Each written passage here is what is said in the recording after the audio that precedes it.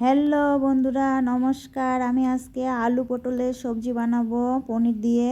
আমি আলু পটল পনির আগে থেকে রেডি করে নিয়েছি। এখন মশলা জিরা, আদা, শুকনো লঙ্কা, তেজপাতা আমি সব রেডি করে নিয়েছি। ফোড়নে যা লাগে আলুটা কড়াইটা তেল দিয়ে আমি এখন আলুটা ছেড়ে দিলাম।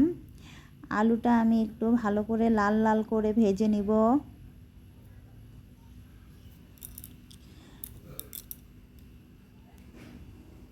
একটু লবণ হলুদও দিয়ে দিলাম আলুর মধ্যে।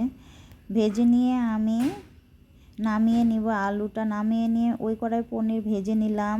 পনিরটা নামিয়ে নিলাম। নামিয়ে নেওয়ার পর দেখুন বন্ধুরা, আলু আর পনির আমার ভাজা হয়ে গেছে। ওই তেলে আমি এখন পটলটা ছেড়ে দিব। পটলটা ছেড়ে দিলাম। পটলটা আমি এখন ভেজে নিব ভালো করে। পটলটা ভাজা হয়ে গেছে, আমি এখন নামিয়ে নিলাম।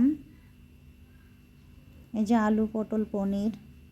আবার ওই কড়াইটা বসিয়ে দিলাম। ওই কড়াইতে একটু তেল ছেড়ে শুকনো লঙ্কা, তেজপাতা, পাঁচফোড়ন দিয়ে আমি কাঁচা লঙ্কাও দিয়েছি, অ্যাড করেছি তাতে। কাঁচা লঙ্কা দিয়ে আমি আদা, জিরা, শুকনো লঙ্কা বেটে রেখেছিলাম, তাতে লবণ হলুদ মশলার সঙ্গে মিশিয়ে দিয়ে এখন আমি মশলাটা কষিয়ে আলু আর পটলটা আগের থেকে আমি ভেজে রেখেছিলাম যে, সেটা এখন ঢেলে দিয়ে আমি মশলার সঙ্গে কষিয়ে নিব ভালো করে।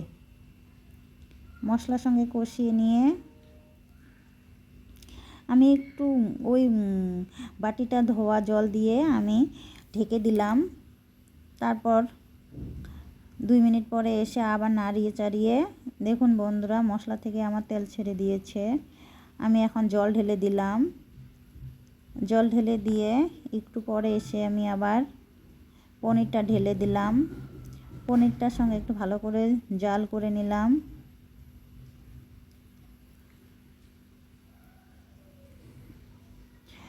এখন গরম মশলা দিয়ে আমি ভালো করে জাল করে গরম মশলা দিয়ে আমি এখন নাড়িয়ে চাড়িয়ে নামিয়ে নেব। দেখুন ভালো লাগলে বন্ধুরা আপনার